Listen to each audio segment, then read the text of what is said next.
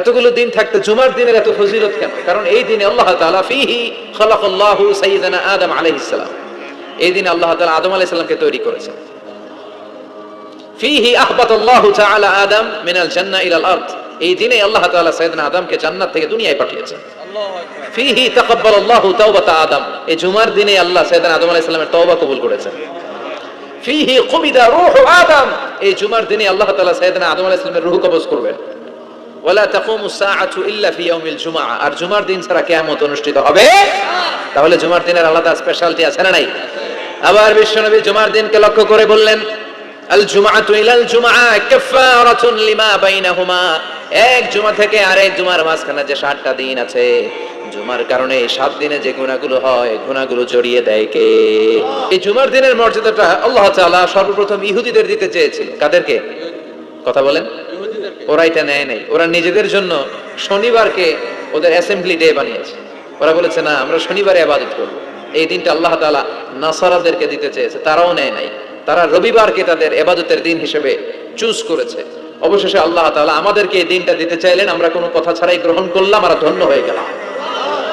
ফাগাদান লিল ইয়াহুদ ওয়া বা'দা গাদিন লিন নাসারা, জুমার দিনটা আমাদের দিন, গাদান মানে তার পরের দিন শনিবার হচ্ছে ইহুদিদের জন্য, আর রবিবার হচ্ছে খ্রিস্টানদের জন্য। আর আমাদেরকে জুমার দিন দিয়ে খুশি হয়ে গেলেন কে? আবার বিশ্বনবী বললেন, জুমার দিনটা এমন দিন, এই দিনে আল্লাহর পক্ষ থেকে বিশেষ ফেরেশতারা মসজিদের সবগুলো দরজার মধ্যে দাঁড়িয়ে যায় এবং জুমার নামাজের আগ দিয়ে খতিব সাহেব আসার আগ পর্যন্ত লিখতে বসে যায়। কে কে মসজিদে ঢুকে নামগুলো তারা কাউন্ট করে, এন্ট্রি করে। সর্বপ্রথম জুমার সালাত আদায়ের জন্য যে মসজিদে ঢুকে, আল্লাহর রাস্তায় উট কুরবানি করলে যেই সওয়াব, ওই ব্যক্তির আমলনামায় আল্লাহ ওই সওয়াব দান করে দেয়। সর্বপ্রথম জুমার দিন যে মসজিদে ঢুকে, ফালাহুল বুদনা, তার জন্য থাকে একটা উট কুরবানির সওয়াব। ওনার পরে যে ঢুকবে ফালাহু বাকারা, তার জন্য গরু কুরবানির সওয়াব। 3 নম্বরে যে ঢুকবে ফালাহুল কাবশা, তার জন্য ছাগল কুরবানির সওয়াব। 4 নম্বরে যে ঢুকবে তার জন্য ফালাহু আদ-দাজাজা, মুরগি কুরবানির সওয়াব। 5 নম্বরে যে ঢুকবে তার জন্য আল বাইদা, ডিম কুরবানির সওয়াব। সুবহানাল্লাহ পড়েন। এরপরে ইমাম সাহেব যখন খুতবা দেওয়ার জন্য চলে আসে, ফেরেশতারাও বসে যায়, খুতবা শুনতে শুরু করে। সুবহানাল্লাহ পড়েন। তাহলে এই জুমার দিনের আলাদা সিগনিফিকেন্স আল্লাহর কাছে আছে না নাই? বেশি না কম? আলহামদুলিল্লাহ, যে দিনটাকে আমরা ছুটির দিন হিসেবে পেয়েছি। 1984 সালে তৎকালীন প্রেসিডেন্ট হুসাইন মোহাম্মদ এরশাদ সাহেবের নাম শুনছেন? হ্যাঁ, উনি এটাকে রাষ্ট্রীয়ভাবে জুমার দিন হিসেবে ঘোষণা করেছিলেন। ওনার কল্যাণে আমরা এই দিনটাকে স্টিল নাও, এখনো পর্যন্ত এটাকে আমরা ছুটির দিন হিসেবে পেয়েছি। উনি ইসলামের জন্য অনেক কাজ করছেন, আবার স্বৈরাচারীও করছেন। তো ভালো খারাপ নিয়েই মানুষ, ঠিক কিনা? খারাপটা আর আমরা না বলি। আল্লাহ তোমার এই বান্দার এই ভালো কাজটাকে তুমি কবুল করো। পৃথিবীর অনেক মুসলিম দেশেও এই শুক্রবারকে, এই জুমাবারকে তারা ছুটির দিন রাখতে পারেন। ইভেন মালয়েশিয়া, ইসলামের জন্য তারা অনেক কাজ করে, কিন্তু তাদের সাপ্তাহিক ছুটির দিন হচ্ছে রবিবার। সানডেতে তারা উইকেন্ড পালন করে।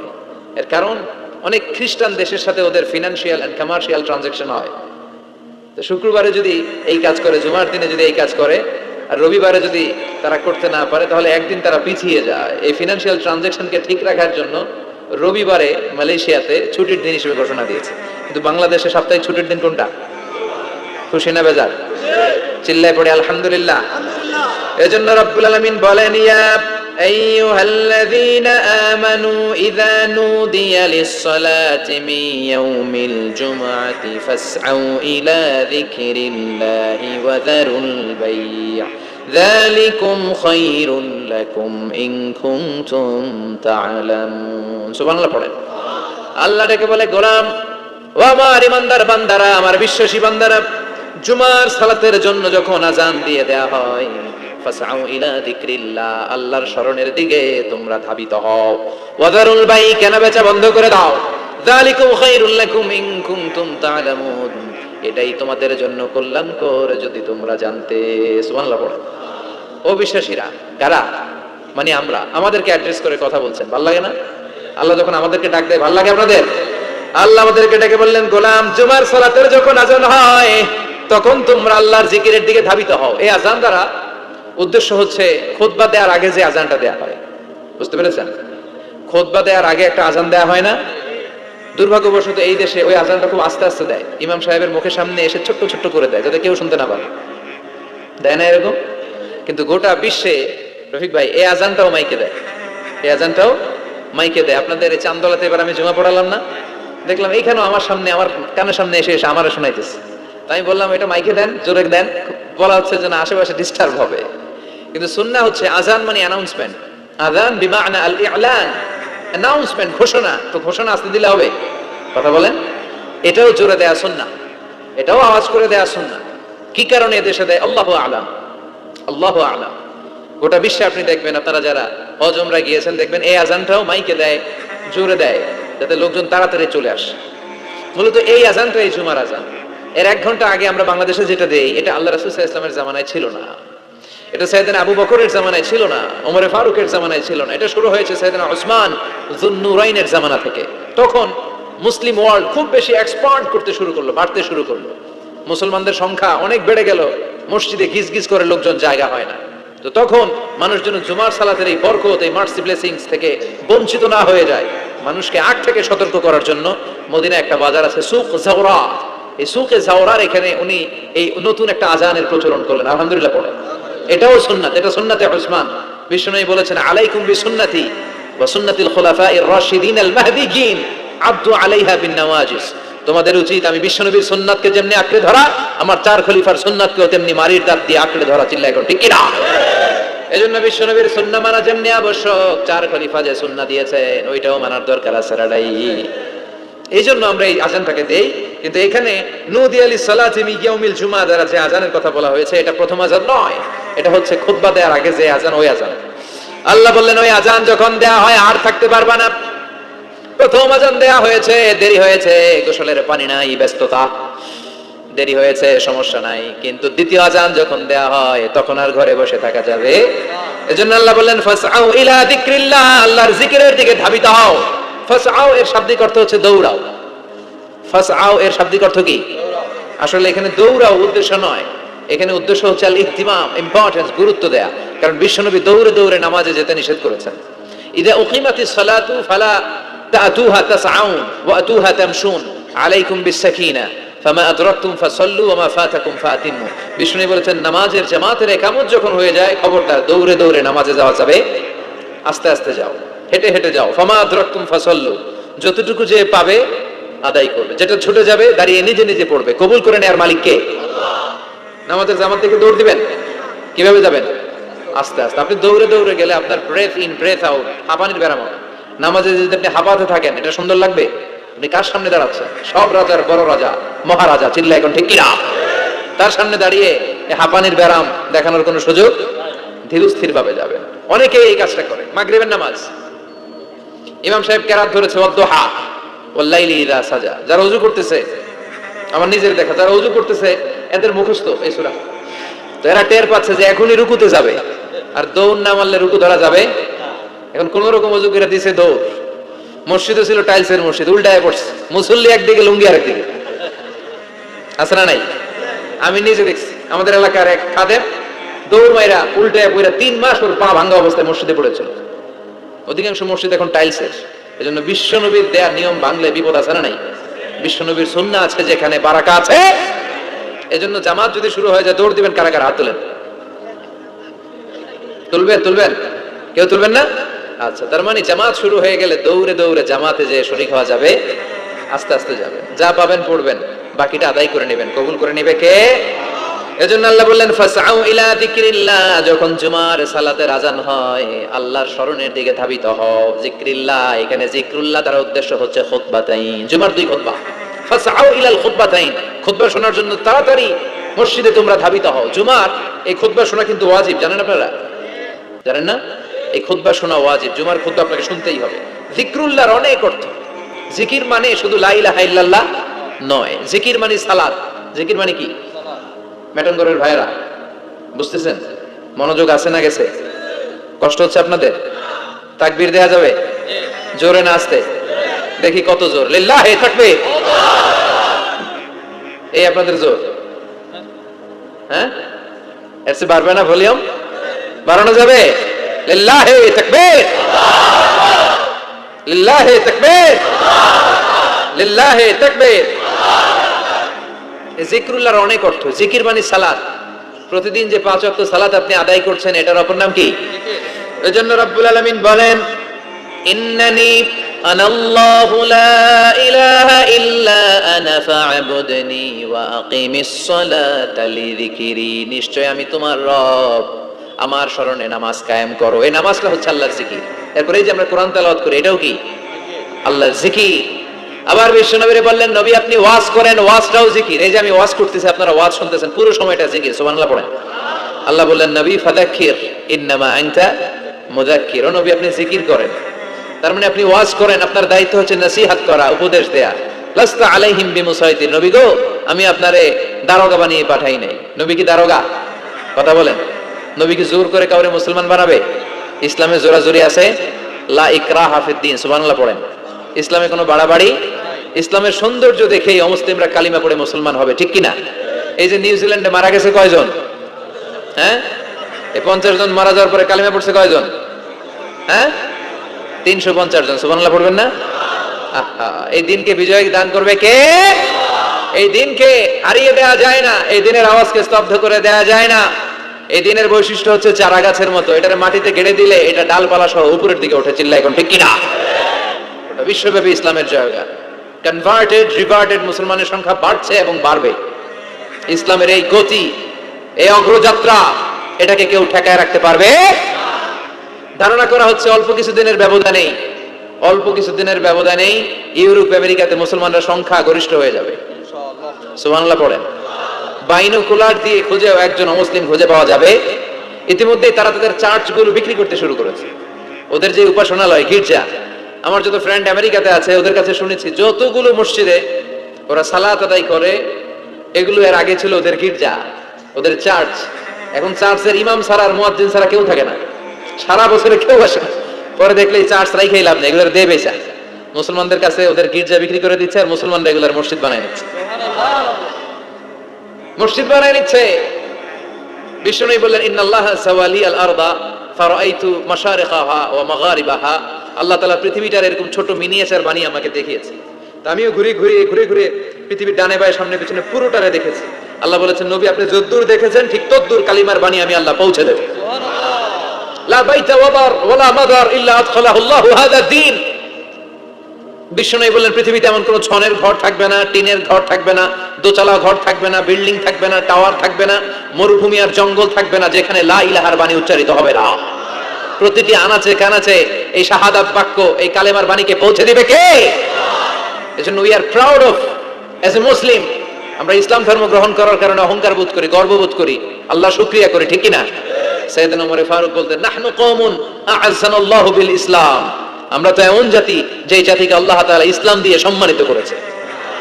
ফাইন ইবতাগাইনাল ইজ্জাতা বিগাইরিহি আযাল্লানাল্লাহ, ইসলাম রেখে দিয়ে অন্য কোথাও যদি আমরা সম্মান খুঁজি, আমাদেরকে অপদস্থ আর অপমানিত করবে কে? এজন্য ইসলাম আছে যেখানে আমরা আছে। এই জিকিরের অনেক অর্থ। তাহলে আমরা পেলাম জিকির মানে কোরআন, জিকির মানে সালাত, জিকির মানে ওয়াজ, আবার জিকির মানে লা ইলাহা সুবহানাল্লাহ আলহামদুলিল্লাহ লা ইলাহা সুবহানাল্লাহ লা ইলাহা ইল্লাল্লাহু মুহাম্মাদুর রাসূলুল্লাহ সাল্লাল্লাহু আলাইহি ওয়াসাল্লাম। তার মানে জিকির মানে সালাত, জিকির মানে কোরআন, জিকির মানে ওয়াজ, আবার জিকির মানে লা ইলাহা।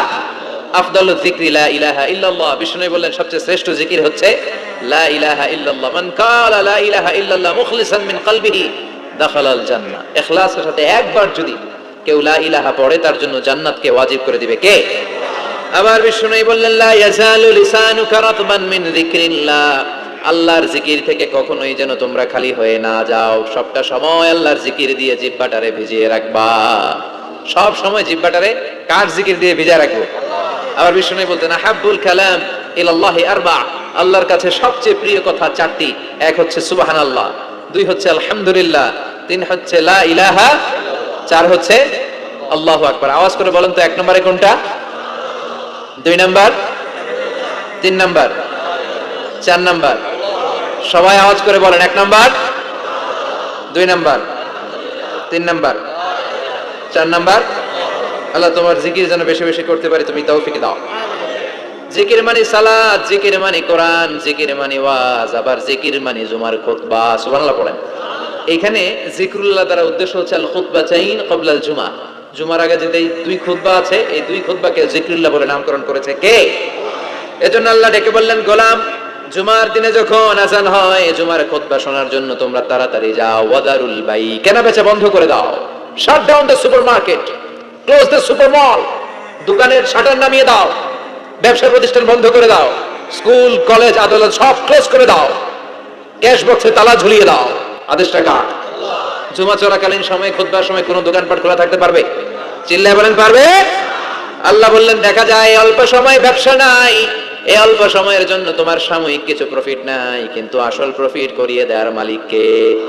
যালিকুম খায়রুল লাকুম ইন কুনতুম তা'লামুন, এটাই তোমাদের জন্য কল্যাণকর যদি তোমরা বুঝো।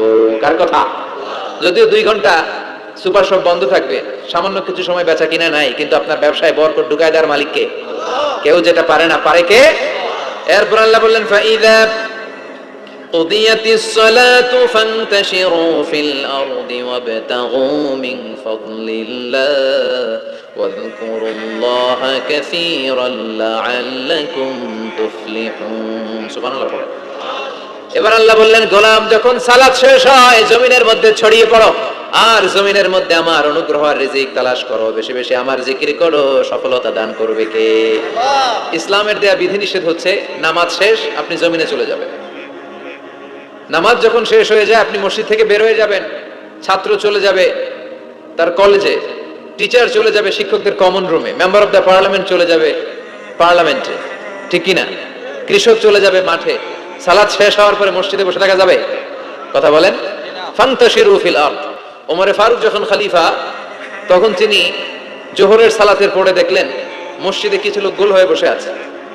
মাঝে মাঝে কিছু লোক গোল হয়ে বসে থাকে না? জরুরি কাজ থাকলে বসে থাকবে, কিন্তু কাজ না থাকলে বসে থাকা যাবে? কারণ সমাজকে দেয়ার অনেক কিছু আছে, দায়িত্ব পালনের বোঝা বোঝা দায়িত্ব আছে। চিল্লা এখন ঠিক কিনা? ওমরে ফারুক দেখলেন জোহরের সালাত শেষ, কিছু লোক গোল হয়ে বসে জিকির করে। আসরের নামাজের ইমামতি করতে আসলেন মসজিদে নববীতে। আসরের সালাতের পরও তিনি দেখলেন গোল হয়ে ওই লোকগুলো জিকির করে। ইয়ামানি লোক। কোন দেশি? ইয়ামানি লোকগুলো মসজিদে বসে বসে জিকির করতেছে। মাগরিবের সালাতে তিনি ইমামতি করতে আসলেন, এসে দেখলেন নামাজ শেষে ওই আগের লোকগুলো মসজিদে বসে বসে গোল হয়ে জিকির করে। কয় ওয়াক্ত দেখলেন তাদেরকে? সবাই বলেন, আরো জোরে বলেন। 3 ওয়াক্ত একই লোকদেরকে দেখে ওমর ফারুক এবার জিজ্ঞেস করলেন, মান আনতুম, তোমরা কারা? তোমরা কারা? তারা বলল, নাহনু আল মুতাওয়াক্কিলুনা আলাল্লাহ, আমরা আল্লাহর উপর তাওয়াক্কুলকারী। তো তোমরা যে আল্লাহর উপর তাওয়াক্কুলকারী, 3 ওয়াক্ত যখন দেখতে পেলেন লোকগুলো বসে বসে জিকির করে, ওমর ফারুক জিজ্ঞেস করলেন, মান আনতুম, এদিকে তাকান, আমার দিকে তাকান, মান আনতুম, আপনারা কারা? এরা বলল, নাহনুল মুতাওয়াক্কিলুনা আলাল্লাহ, আমরা আল্লাহর উপর তাওয়াক্কুলকারী। তো আপনারা যে আল্লাহর উপর তাওয়াক্কুল করে বসে আছেন, আপনাদের খাওয়া দাওয়া আসে কোত্থেকে, খানা জোটে কোত্থেকে? এরা বলল, আমাদের জিকির আর বুজুর্গি দেখে আশেপাশের লোকজন আমাদেরকে খাবার দিয়ে যায়। বুঝে কয় সুবহানাল্লাহ। তো ওমর ফারুক বললেন, আপনাদের জিকির আর বুজুর্গি দেখে যদি আশেপাশের লোকজন খাবার দিয়ে যায়, তাহলে তো আপনারা আল মুতাওয়াক্কিলুনা আলাল্লাহ নন, আনতুমুল মুতাওয়াক্কিলুন বা'দুকুম আলা বা'দ। তোমরা একে অপরের উপর তাওয়াক্কুলকারী। যারা খাবার দিয়ে যায় এদের উপর তাওয়াক্কুল, এরা পাটি না নিয়ে আসলে তোমাদের জিকির থাকবে না। কথা বলেন। ওমর ফারুক বললেন, এরপর থেকে যদি নামাজের পরে গোল হয়ে বসে থাকতে দেখি, পিটায় মসজিদ থেকে বের করবে, বের হয়ে যাও, বের করে দিলেন। এজন্য কোন যুবক সালাত শেষে মসজিদে বসে থাকবে না, সে তার কাজে যাবে। সমাজকে দেয়ার মতো, এলাকাটারে আলোকিত করার মতো, দায় দায়িত্ব পালনের মতো অনেক বোঝা তার কাঁধের উপর আছে না নেই? এজন্য আল্লাহ বললেন, ফাইদা কুদিয়াতিস সালাতু ফান্তাশিরু ফিল আরদি ওয়াবতাগু মিন ফাদলিল্লাহ। যখন জামাতে সালাত আদায় করবে, আদায় শেষে তোমরা মসজিদ থেকে বের হয়ে যাও, মসজিদ থেকে বের হয়ে আল্লাহর রিজিক তালাশ করো। মিন ফাদলিল্লাহ, ফদল মানে রিজিক, ফদল মানে অনুগ্রহ। সম্মানিত ভাইরা খেয়াল রাখবেন, মসজিদের বাইরে পাওয়া যায় ফদল, আর মসজিদের ভিতরে পাওয়া যায় রাহমা। মসজিদের বাইরে কি? ফদল মানে রিজিক। এজন্য মসজিদ থেকে বের হওয়ার সময় আমরা কি বলি? আল্লাহুম্মা ইন্নী আসআলুকা মিন, এই দেখেন এই কথাটাই আল্লাহ বলছে, মিন ফাদলিল্লাহ, মিন ফাদল। মসজিদ থেকে বের হইলে ফদল পাওয়া যায়, মানে রিজিক পাওয়া যায়, আর মসজিদে পাওয়া যায় রাহমা। এজন্য মসজিদে ঢোকার সময় কি পড়ি? আল্লাহুম্মা ইফতাহ লি আবওয়াবা আমরা যখন মসজিদে ঢুকি আমরা বলি আল্লাহুম্মা ইফতাহ লি আবওয়াব রাহমাতিক, আল্লাহ তোমার রহমতের যত দরজা আছে সব আমাদের জন্য খুলে দাও। আবার মসজিদ থেকে যখন বের হয়ে যাই তখন আমরা বলি আল্লাহুম্মা ইন্নী আসআলুকা মিন ফাদলিক, আল্লাহ জামাতে নামাজ পড়লাম, তোমার দেয়া বিধান বাস্তবায়ন করলাম, সালাত আদায় করলাম, এখন মসজিদ থেকে যখন বের হব রিজিক দিয়ে তুমি আমারে ধন্য করে দাও। রিজিক কি মসজিদের ভিতরে না বাইরে? তাহলে নামাজ পড়ার পরে রিজিক তালাশ করতে যেতে হবে মসজিদের বাইরে। চিৎকার করে বলেন ঠিক কিনা?